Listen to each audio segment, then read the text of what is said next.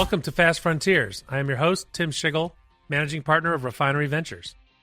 In this episode, we're talking to Mr. Pete Blackshaw, CEO of Cintrifuse, a startup incubator and syndicate fund of funds created by major institutions in the Cincinnati area such as Procter & Gamble, Kroger Company, Western and Southern, Great American Insurance, and the major universities in the area such as University of Cincinnati and Northern Kentucky University.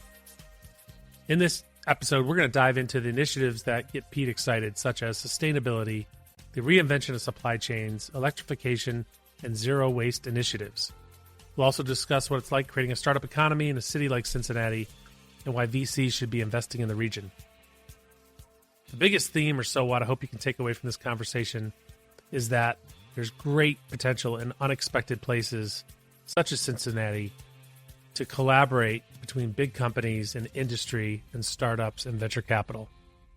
Even the Cincinnati airport is in the game, testing new technologies every day. Please enjoy my new conversation with Pete Blackshaw.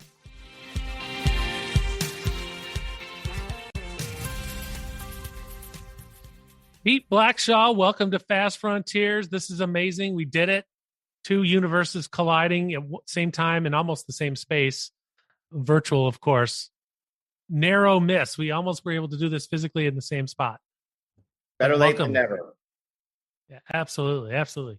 Thank you for being on Fast Frontiers here in Cincinnati, Ohio.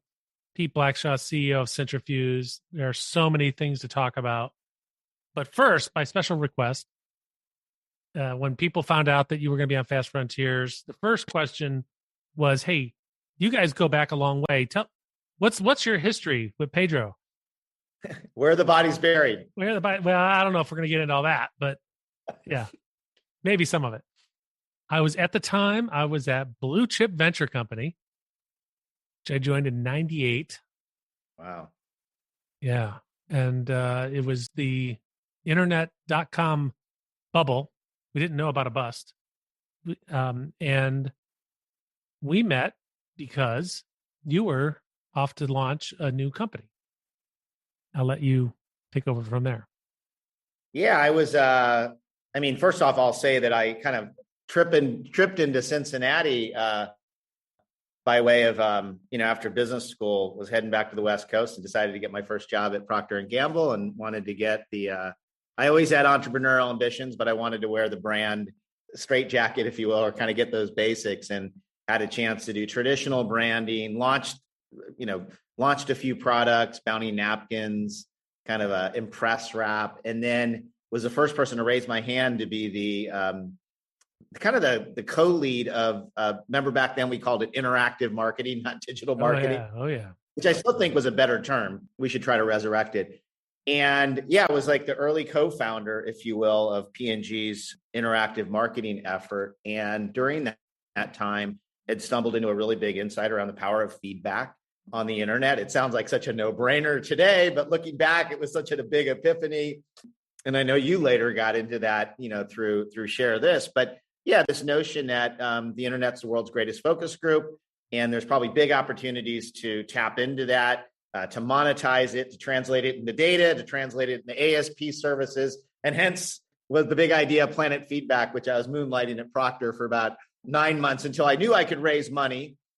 And that's where you and I kind of bumped into each other, because I was working the circuit and Blue Chip was the local money, and I had managed to get some money in New York, and you guys joined in and were fantastic board members. And that was quite a journey. I would love to say it was like an easy win startup, but got bloodied, battered, merged again. But we had a good exit and I learned a ton. And you were survived. I survived.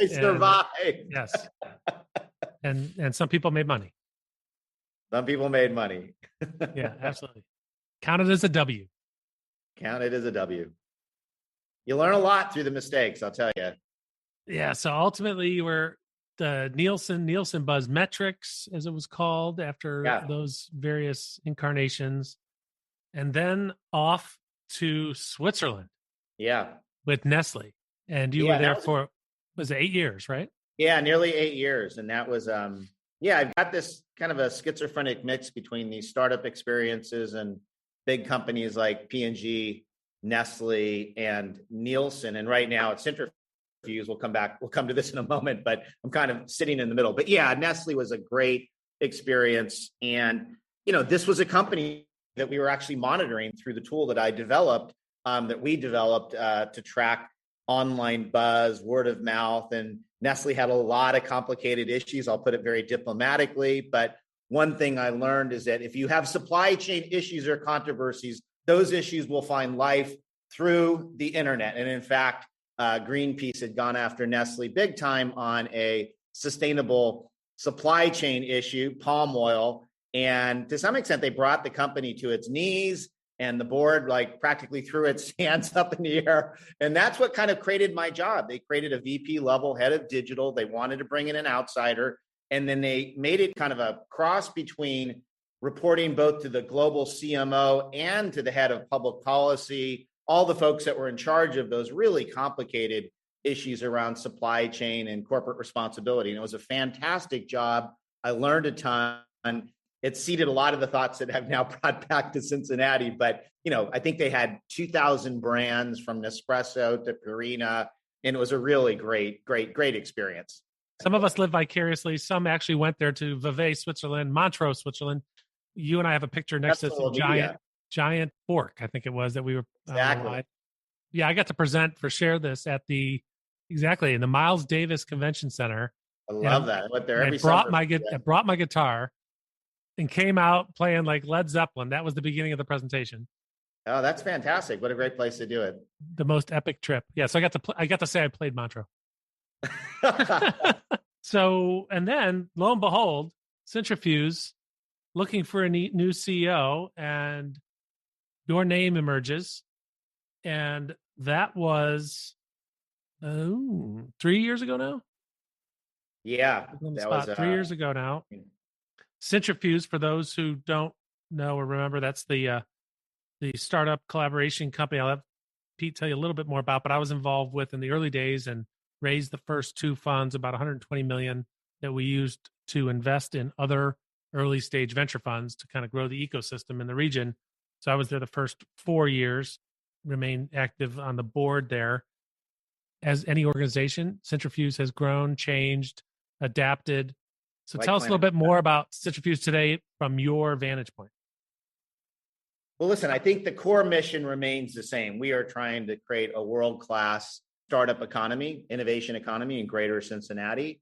And we do it through kind of three core services. We have a storefront of services for startups. So at whatever stage that you are, whether it's concept or you've got the team or you've got the seed money and now you want to get the Series A, we will help you at any stage of the journey. We are, kind of a one-stop shop for a range of services. And part of that advantage is that because we're an ecosystem builder, we can route you to other services. There is a wealth of offering within Cincinnati, from refinery to Cincy Tech to a bunch of accelerators to a world-class venture kind of mentor network.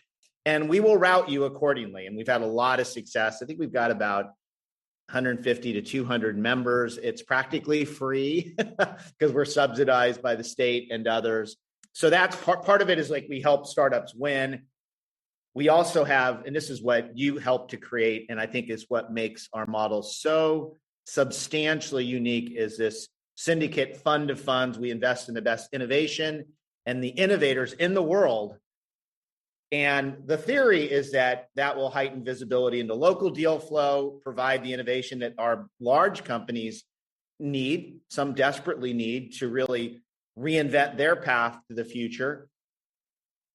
And then the third part is that we drive a lot of corporate innovation. And the theory being that if we help P&G or Scripps or Kroger or Western and Southern innovate, in all likelihood, they're going to look to the startup economy to grow. And that's typically what happens. They go outside, they look outside, and we're trying to create that wonderful symbiotic connection between the startups that are eager to kind of solve the future and the big companies that really need that help, often from the little startup. And I learned that very clearly at Nestle, where the vast majority of innovation in the food space was coming from the long tail, not the big the Danones or the Unilevers. It was the long tail of small startups that were leveraging digital speed, capability, know-how, can do to kind of reinvent the world. So we're kind of in that mashup business. But one of the companies in the ecosystem, an investor and supporter, is AAA. So AAA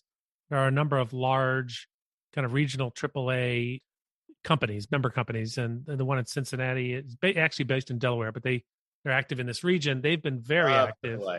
They are very active on sourcing innovation. As a matter of fact, they are working on a project with one of our portfolio companies. I just learned last week, which is fantastic. So whether you're an entrepreneur in the region or even outside the region, some of the events you might mention, Pete, a couple of the events that you've had, industry focused events, because I know we have a company in Vancouver, based in Vancouver, that came out for one of the events here, and they were just blown away and made a ton of industry contacts. Programming is a really big deal. We have an event called Startup Cincy Week, which is probably our most comprehensive. I think we had about 1,800 attendees, 60 speakers, a bunch of panels. It was about 50% diverse. So we really take pride in the fact that there's a big symbiotic relationship between diversity and innovation. And we attract a lot of outsiders that kind of come in to get a taste of what we have to offer in our region. And the one thing that's great about Cincinnati, and I say this as a native Californian, once you visit this place, you're hooked. I mean, there are so many latent advantages, of this region. If you're going to start a company, everybody told me to get out to Silicon Valley after I left Procter & Gamble when I raised money, but I said, no, I'm going to do it down in what I call the Digital Rhine, which since then has become, I think, one of the most dynamic entrepreneurial urban hubs in the country, bar none. And but that's what we're trying to do here. Yeah, I'm a little sad that the secret's out, quite frankly, because now, post COVID, et cetera, I always thought of the location here as actually a strategic advantage, right? And I looked for entrepreneurs who understood it's a strategic advantage, because they would, if somebody said, "Oh, but can you hire tech talent in Cincinnati?"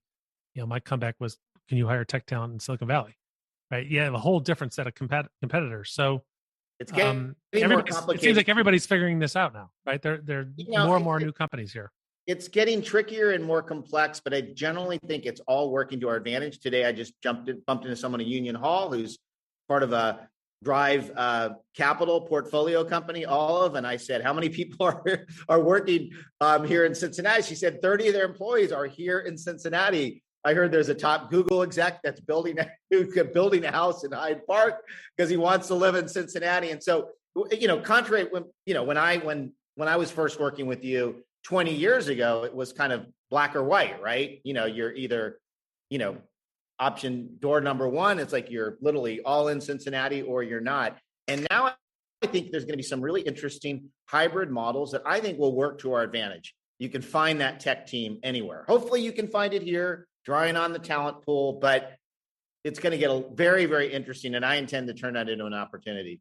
Yeah. And recently you just reminded me, Jobs Ohio recruited Intel building a chip fab here in just outside of Columbus. So it's amazing. Well, not only that, I mean, it's the world's biggest chip fab, and it's also the world's most greenest chip manufacturing. And that's just going to have massive implications for the entire Midwest supply chain, talent pool. Good news for Ohio State, great news for UC. I mean, it'll be like the gift that keeps on giving. But most importantly, from a perceptions perspective, I mean, what we need to do is reduce dissonance. You talk to someone on the coast, Boston, San Francisco, LA, and you say, we have the world's largest chip plant in the Rust Belt. It changes the way they think. In the same way, when you tell them that our airport is now the number one e-commerce distribution hub in the country, maybe the world, I got to double check on that. It changes the way people think, and it opens them up to the possibility of doing business here. Yeah, absolutely. So you mentioned the airport, and I'm actually going to do a tour of the Amazon's facility tomorrow, actually. Oh, fantastic. But you're more up to carpool. Yeah. You're more up to speed on some of the speeds and feeds and dimensions and the impact of that. Can you share? Yeah. It's first off, it's one of the most exciting stories. When I left for Switzerland, the airport was not in good shape. It was a bit of a laughing stock. It was losing passenger seats.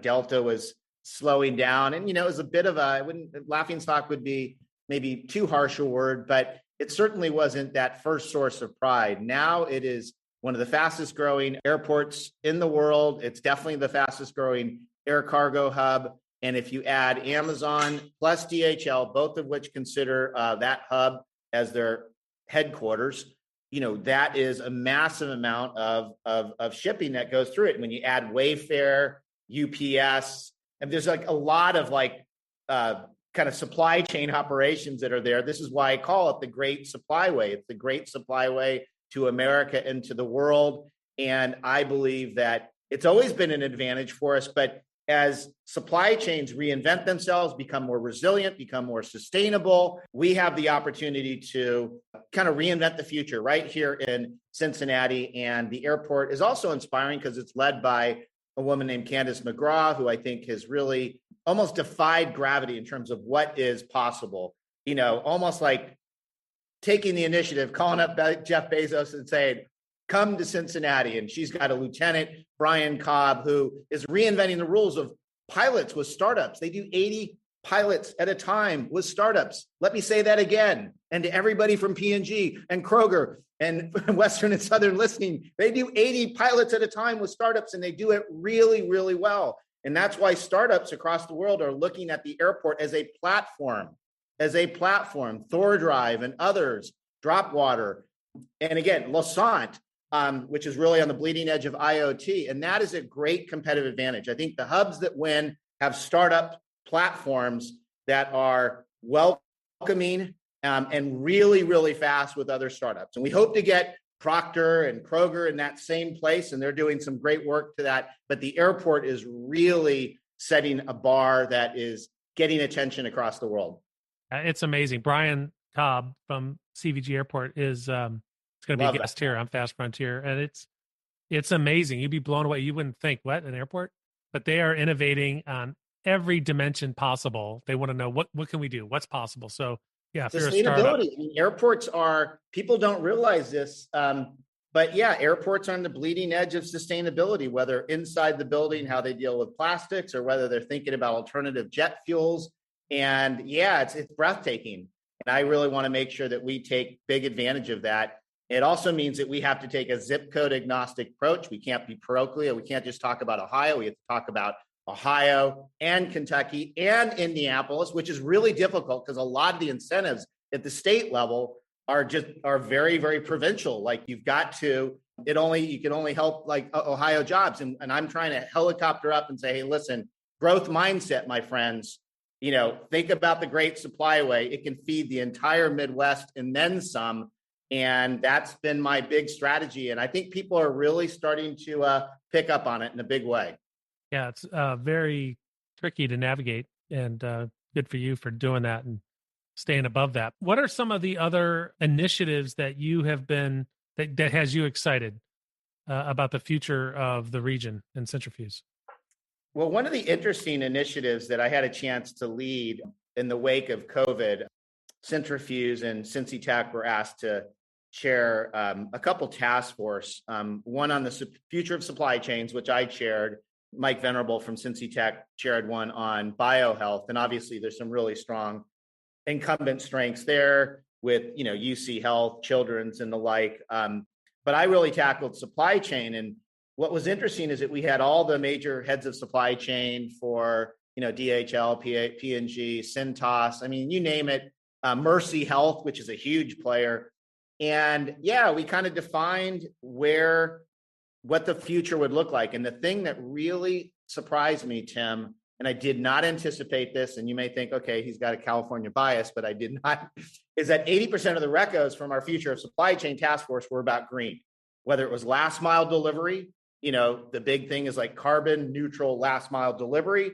We had a whole track of work around food from seed to plate, and the real story behind 80 acres, which just raised $161 million, which for about a month was our largest raise. They are reinventing food supply chains, healthy supply chains, which maps to what Kroger's priority, which is the future of fresh. And so you've got this whole reinvention of supply chains on the fresh and sustainable side. And then we got really deep on circular economy, which is a massive opportunity for everyone. That's how do we get into biodegradable plastics? How do we do downcycling, upcycling? And that is a big reason why I've been almost to a fault, probably driving my team crazy, but have been adamant that we have got to claim the green space. We're already in a city that is getting at the top of all these national scorecards on, most sustainable city by new builds, by zoo, by you name it, parks, trails. But there is a almost mind-boggling amount of money that is being poured into this sector. And it's not just the ESG funds, it's just any fund that wants to make money realizes that this is where the buck is going. Just think about, for example, of the $16 billion in money that's going to Ohio, $8 billion going into Kentucky on infrastructure. If you really get into the weeds of that legislation, which both Republicans and Democrats supported, there's a lot of green incentives from transportation to electrification, you name it. There's also a lot of money that's pouring into broadband. Of course, that's great for entrepreneurs. What is going to go in that broadband? And so just a lot of upside for us if we develop a strategy. And I think what we need to do, and this is what's keeping me up at night, because topics like green and sustainability are really broad, what within those sectors can we win? And the two that I am thinking about the most are zero waste, because I think Procter, Kroger, everyone's trying to crack the code on that. Kroger's probably leaning in the most. And then electrification. I just think that is a monster opportunity. We've seen some really good results from players like Electrada, but we could become a major hub for advanced green manufacturing, battery and the like, but we've got to kind of envision what that world looks like. But I think electrification is going to transform everything, and it goes way beyond cars and batteries. I would like to see our region really kind of grab that as aggressively as possible. So if you were taking those messages and thinking specifically about the audience that are investors, VCs, that Cintrifuse invested in, any other early stage venture firms around the country, and you had a minute with them to tell them about Cincinnati and why they should invest here, what would you want to tell them? Far greener than you would ever imagine, will to move incredibly fast, corporations that are prepared to pilot platforms like the airport or even the zoo that will get you out of the gate really, really fast with learning. Manageable size. I mean, if we were the size of Chicago, honestly, I think it would be difficult for us to innovate. But we're not so small that we're parochial. It's the perfect size. And again, this proximity to the great supply way is an enormous competitive advantage. And keep in mind that part of that great supply way is the transactional side. It's another big reason why we are pushing fintech, which the banks and insurance companies are heavily supporting. We've seen success up in Columbus, but that is a whole opportunity as well. I do think that whole e-commerce transactional side of the great supply way is going to be an enormous advantage. But I would say, come on down. We will help you. We will line up pilots really, really fast. I guarantee any company that comes to this region is going to see their valuation take off at a much greater rate. I think you hit on the key thing there. Any early stage company and its investors, most concerned about new customers and customer acquisition. So, and scaling. Right. So to the extent that the shareholders, stakeholders in Cincinnati help by becoming customers, just like the airport's doing, that's the biggest thing they can do to help companies, and more companies and investors will start figuring that out. And we've still got, I know I sound like a big cheerleader. We've got some work to do there. I do think big companies still struggle with how to debureaucratize, decalcify. I saw it at Nestle all the time, but I do believe there's the will to drive that change. And you see a lot of that. I have a new boss who heads up new business and ventures at Procter & Gamble, Guy Prasad, but there's definitely a mind shift in. And I think a lot of this came out of COVID, this notion that localized supply chains are a big competitive advantage. And I do think there's a recognition that getting into that local deal flow of startups is a competitive advantage. This isn't like feel good, help the community stuff. This is actually competitive advantage. How do you move a lot faster? If you were, and you were to look back, reflect on the three, not that you are, but reflecting on the 3 years and had to give advice and some lessons learned that maybe you were surprised by, to your success, or what would those be?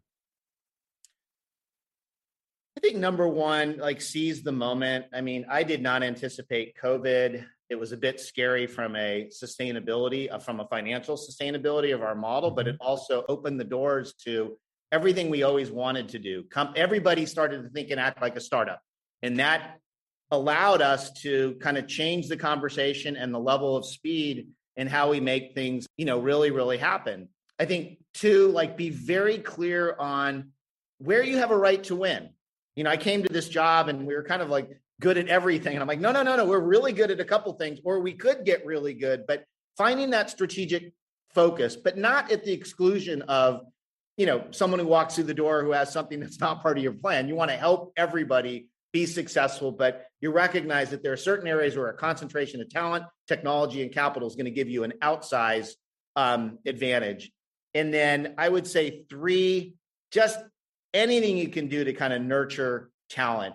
And I do believe we're at a tipping point where talent is eyeing startups. I mean, we talk about the great resignation, but that's also an opportunity. That means people are thinking differently about the things that they can create and build in this world. And folks that are in my position should be thinking about, how do I take that, people finally kind of like leaving those comfortable jobs and turn those into startup opportunities. I mean, we should just be gobbling that up right now and not, crying about the fact that, people, it's an opportunity. People are kind of at that pivot point, that inflection point where they're like I was at P&G, where I left a great job, fantastic job, but I saw a huge opportunity. And whether it's Cincinnati, Miami, across the land, a red carpet is being laid out to entrepreneurs. This is the moment.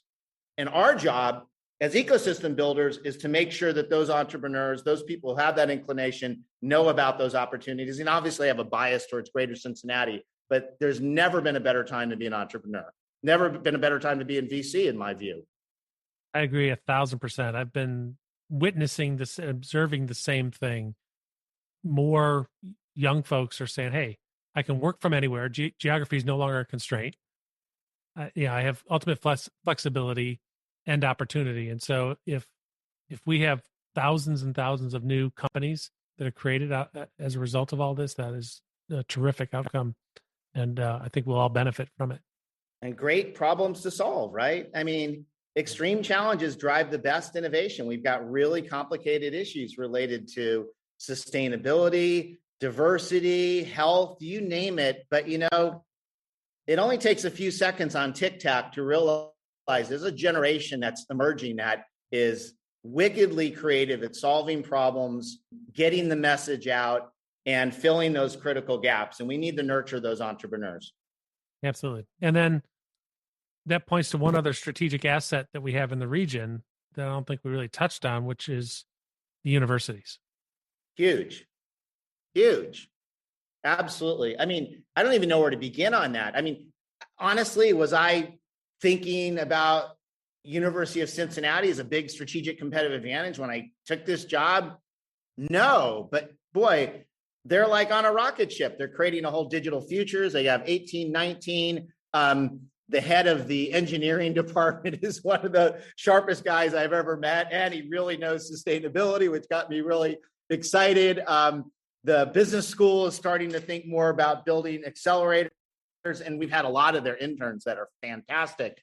And that's just one of them. And then Miami's has actually been in the game much longer. I'm setting up a meeting with the new head of Xavier. NKU, I predict, is going to be a national powerhouse in supply chain. I predict Amazon's going to probably create a couple buildings over there because it works for them because it's next door. But hey, would they acquire a university? Maybe. I mean, definitely. I mean, I do think universities are in for a big surprise in terms of the fundamental nature of their business model. But first things first, I would say that the greater Cincinnati talent pool is going to be fantastic. And I think, everything you see, David Adams and others, they're doing, Pinto, critical in terms of building that talent pipeline. And I love Greg Crawford's on my board from Miami, and they're on the bleeding edge of sustainability, health, and so many different areas. But our job is we got to make that talent look at Cincinnati as the first place to go, right? Because again, to your point, a lot of flexibility to go to other places, ours to lose. And if we do lose them, then I think we just kind of need to figure out a way of boomeranging them back. I left for 8 years, but I came back because I concluded this was the best place to be. I wanted to be closer to Tim. Yeah, right. Absolutely. I mean, that's the typical call that I would get is somebody who says, hey, I grew up in the area. I've been on the West Coast. It's been 8 years. I got married. And you can almost complete their sentence. We're about to have our first child. I want to come back to Cincinnati. What's happening? What's happening in the startup scene? And it used to be kind of hard. It used to be hard to answer that. Now I just say, hey, let me introduce you to Cintrifuse. And they're like, holy smokes. I mean, I crack people up because in Europe, I used to visit every urban core, and Europe's an amazing place and incredible, like old cities, but there is no urban district that inspires me more than over the Rhine. And every time you blink, there's a new brew pub or some crazy artist that's done something really creative with design. And again, it's just a fantastic place. If, I call it the innovation trifecta: design, technology, and food. And it's all here, and it just keeps evolving, and that's perfect for entrepreneurs. Yeah, so if you haven't been to Cincinnati, I encourage you. This is one of the coolest, hottest places to be. 1,000 turn-of-the-century buildings, and some of the history of beer brewing in the U.S., all right in what's called Over the Rhine. And you're hearing this from a guy who took surfing at UC Santa Cruz as an undergraduate. So. We did, before you came on board, Pete, the story about this. We invested in Techstars, and the deal I made with David Cohen was, hey, we're going to invest, but we want you to do a FounderCon in Cincinnati. And so they did a FounderCon here, and, thousands of entrepreneurs visiting, I think it was 85% of which never been to Cincinnati, and just blown away. Probably one of the best ones they've ever had, because the city rolled out the red carpet.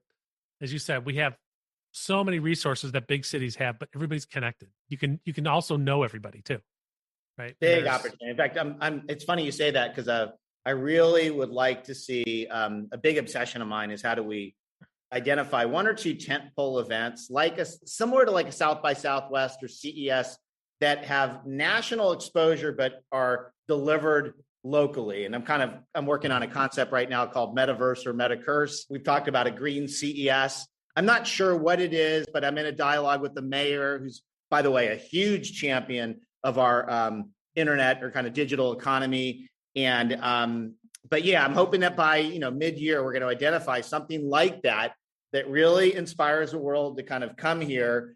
But it's not just about Cincinnati; it's just that we're hosting it. But I think those things make a huge difference. Yeah, I'm excited for that. I think there are a lot of really good ideas, and one of them is going to catch fire at some point soon, and it'll be really exciting. Pete, any final word for entrepreneurs listening to this today about how they can get help from you and Cintrifuse? My final word is that resources are everywhere. When I first jumped in, I'd always complain about, are there enough VCs, mentors, money? I think that's different now. I just think there's an abundancy of resources out there, whether it's Tim's Fern Refinery or Cincy Tech or Kinetic Ventures or H Ventures or Lightship, one of the top Black-owned VCs.